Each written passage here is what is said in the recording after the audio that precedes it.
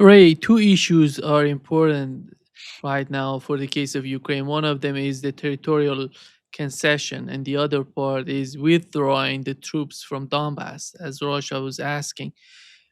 How, as you mentioned, Ukraine has been suffering a lot during the conflict, the war. And I don't know what is the point of not withdrawing the troops from the region because they're going to get killed. What is the point after all? Zelensky, what does he want, in your opinion? Well, Zelensky has picked this guy Sirski, who will do whatever Zelensky tells him to do. They don't really care much about what happens on the field, except to keep the thing going, so that the Europeans will think that they're holding their own. Let's give them $90 billion more. It's crazy. It was crazy from the start, Nima. If you just look at the damn map, pardon my French, the Ukraine is never going to prevail against Russia, and certainly they're not even going to be able to give them a strategic defeat. I don't know what these people were thinking in Washington that they could do this. Obama was smarter. He said, "No, this is crazy. Don't ever give the Ukrainians the idea they can prevail over a much stronger Russia on their doorstep." There's one thing that came out on the day before. Well, let's see. It was Saturday when Putin appeared in fatigues, taking a briefing, and they go through all the advances that the troops along the front line have made. And then I read it to the end. That's what we had to do when I was on active duty, so to speak.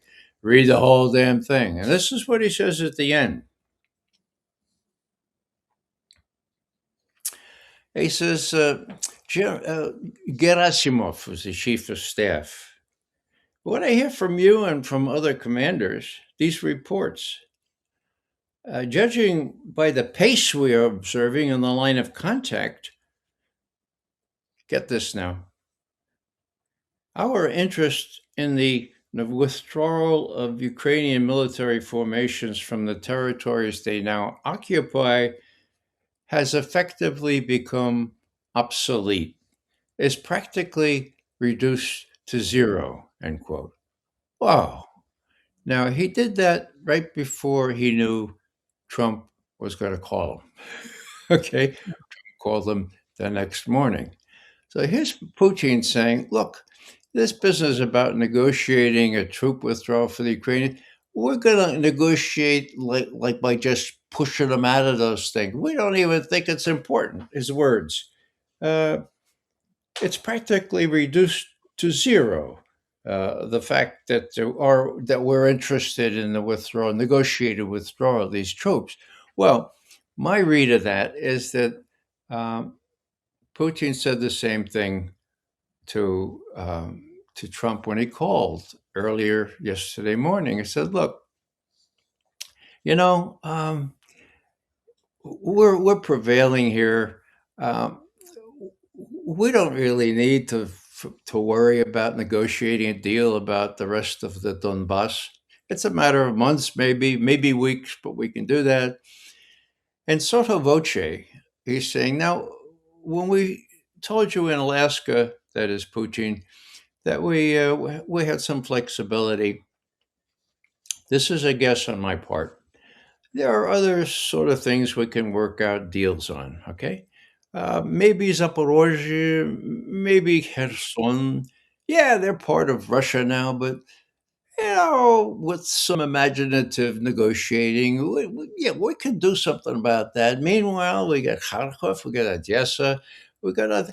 Let's deal. Now we got two groups forming up, and that's going to happen. So what I'm thinking here is that this thing is slow.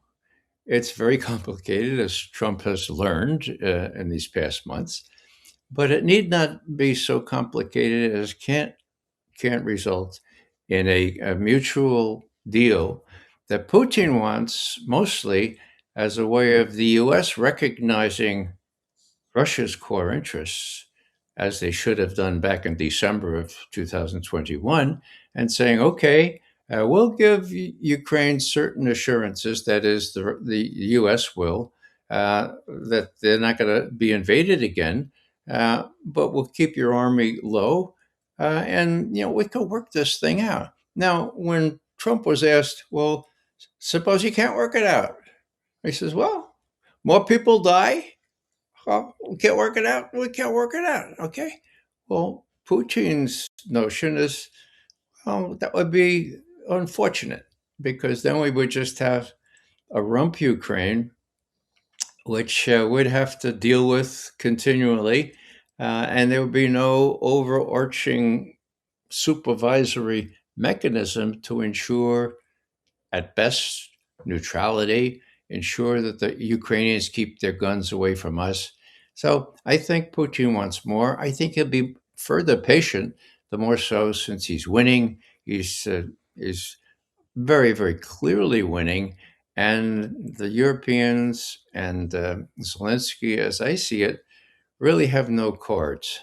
Now, let me add one other thing. It's related to all this, but before I forget it, sometimes I forget things. There is one outstanding issue between Russia and the United States, and that is the last arms control treaty called New Start. New Start. It expires on February the 5th. Yeah. Now, the reason I mention this, Nima, is because if I'm Putin and I'm with my colleagues and I'm saying, do you think Trump is interested in a deal on Ukraine? And we say, well, yeah, we think he is. Do you think he's sposobny, able? Do you think he's able? Oh, we don't know about so much about that. Is he his own man? We're not sure. Oh, here's the litmus test. You, Mr. Putin, made an overture, a personal overture, is very, very orchestrated to the President of the United States to keep the limits, the quantitative limits, 1,500 strategic missiles, something like that, for New Start, which expires on February 5th. Can't be renewed again. It's already been renewed once. It expires, right? You offered him on September 22nd a deal where you would keep those quantitative limits for another year if both sides agreed to do that. Now, why is it he can't answer you? I mean, he said 2 weeks after you made the argument, well, sounds like a good idea to me. And as you know, Mr. Putin, we've been pressing everyone, Witkoff, everybody else, but they don't talk about it. Now, that's the litmus test, Mr. President.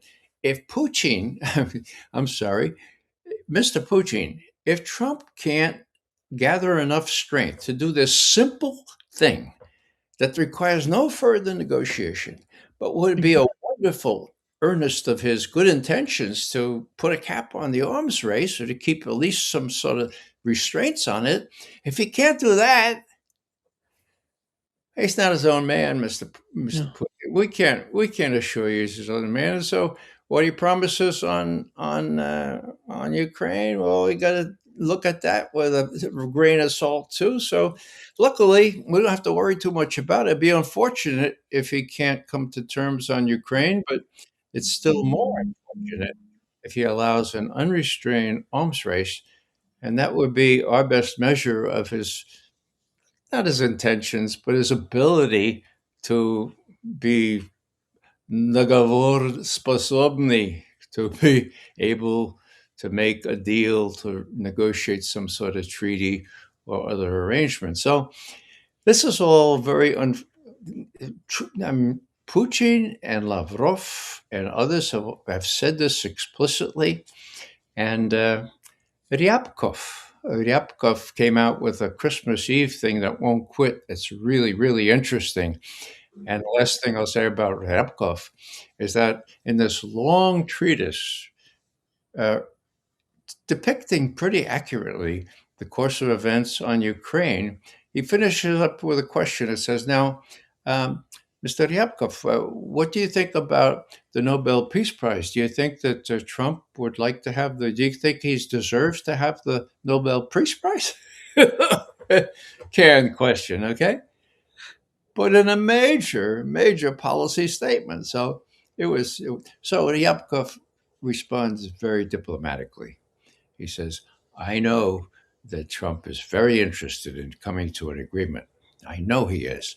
And I'm sure he's going to make every effort. And if he does, well, yeah, blah, blah, blah. And he doesn't say explicitly, yeah, then he deserves every Nobel Peace Prize he can get. But that's the sense. So, you know, it may seem trite or adolescent for me to think that's a factor, but I think the Russians think it's a factor too. And if they can play on that, we might see a very, very interesting January coming up. Yeah. I think, Ray, one of the key issues is the security. And today, Donald Trump said Europe will take a significant share of Ukraine's security responsibilities with the US, the United States support.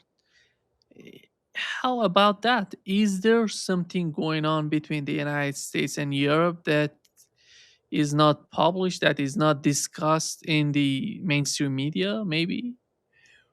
Well, as I read it, Nima, Trump has said, Europeans, you want to support Ukraine? Please be our guest, support them. Okay. Now, the fact of the matter is they cannot support Ukraine. They don't have the weapons, they don't have the money, they don't have the kinds of things that the US used for 3 plus years, right?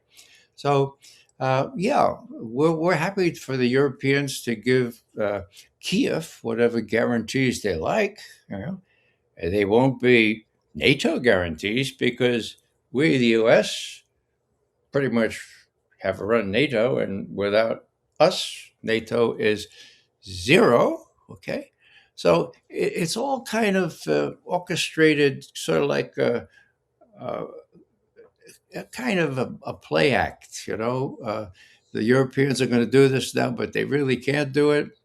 As I said before, the reasoning for the last 6 weeks has been we're not going to give any more weapons to Ukraine, we, the United States. But we'll sell the weapons to the Europeans, okay? And then the Europeans can give them to Ukrainians. Now, what's the problem with that? Problem is that we have no weapons to sell right now. It'll take a couple of years before they're produced. The Europeans don't have any money to buy them right now. They're not going to have money 3 years from now either. And when they get to the Ukrainians, nominally, if they do get to the Ukrainians will have no army with which to man these weapons. So, it all sounds kind of bizarre, but people are not discerning enough to realize that a lot of these things are empty promises and that without the US in Europe, in NATO, as it has been since 1949, NATO doesn't amount to much. And, you don't have to rely on me to say that. You see others say that. And actually, Putin himself said that during that long, I think it was that long Q&A. But, getting back to what he said before those soldiers and the chief of staff, um, we really don't need any accord to keep moving uh, against the Ukrainian troops that now occupy parts of our territory we claim.